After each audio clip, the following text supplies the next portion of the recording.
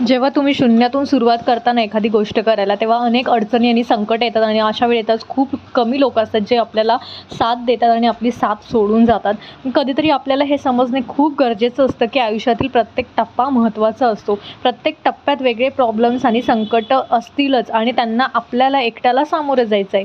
गोष्टी बिघडतील, माणसं दूर जातील, पण ठीक आहे ना, हा पण आयुष्याचा एक भाग असतो.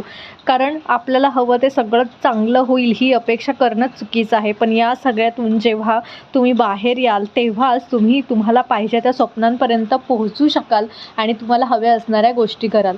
त्यामुळे तुमचा जोडीदार कोणत्याही परिस्थितीत तुमच्या पाठीशी खंबीरपणे उभा असेल, तर तुम्ही कोणत्याही संकटांना सामोरे जाऊ शकता.